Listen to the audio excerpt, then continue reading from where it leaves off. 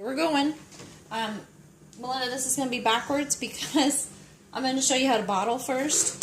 This is what I do. I puree frozen strawberries. I let them defrost on the counter basically all day, and I make frozen strawberry puree.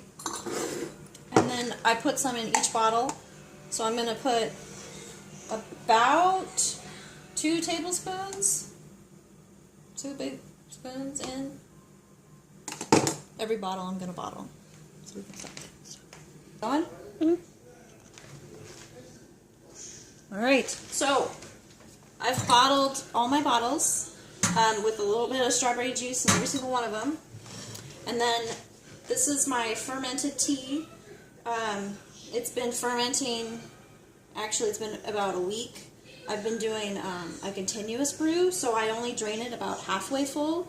But for your recipe to start, you're going to have 1 cup of starter tea, so you always hold out the tea. What I'm going to do first before I bottle is I stir it.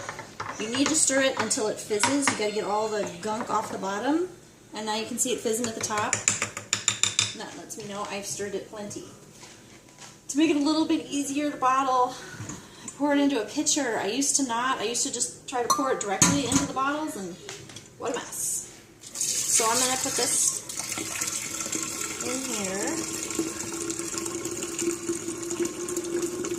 Now, a gallon, so if you hold out a cup of tea and a gallon, will make about 6 bottles of kombucha a week. So that'll kind of be what you can expect. And you need to ferment it for probably 14 days. So I use a funnel and I just pour it in. It's important to leave some headspace at the top so that it can build up carbonation. So when I pour this in, I just pour, I pour it up to about there. And then I cap it. These are my favorite bottles, the Grolsch bottles. You can put them in the dishwasher and this won't oxidize. So this keeps its stiffness and is nice and shiny. The bottles you buy online, these swing tops, will corrode, they'll get all white, and they won't seal as well. So there you go. There's my bottled kombucha, ready to sit for 2 days on the counter. Okay, pause it. Okay, so now that I've done all my bottles, and I was wrong, 1 gallon makes about 9 bottles filled like this. Okay, and then now I'm going to take my pitcher, and I'm going to make the sweet tea. This is where you'll actually start your process because you will have store-bought a bottle already. That's not, that doesn't have the sugar of like strawberries or anything in it. It'll be plain. Okay, for me, I'm making 1.5 gallons. So you see how I drain these down? I drain them about half. That's what I do.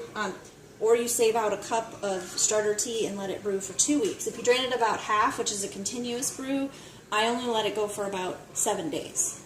So this cuts down my brew time, which is why I start with so much starter tea. So I'm going to make it for 1.5 gallons. You're going to be making it for just 1 gallon. 1 gallon takes a cup of sugar.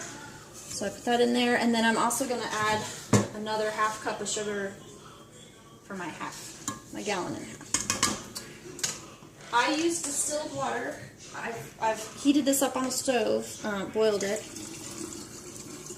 And that's basically, so I'm going to make 1.5 gallons of sweet tea with distilled water because chlorine will kill your SCOBY.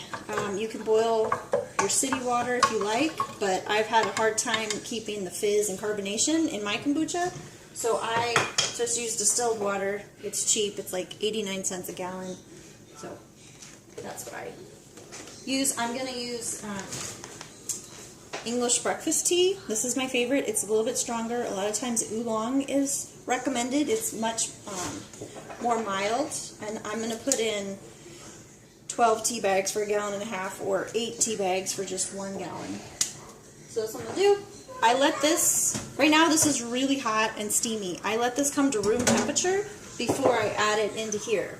So I'm going to let this sit for 3 or 4 hours and steep with the tea, and then add it in here and let it sit for, well, like I said, a week or 14 days. These guys are going to go sit in my cupboard out of the sunlight for 2 days, and then I'll pop them in the fridge when they get fizzy. And that's how you make kombucha. That should be it. Whoops! I hit pause music if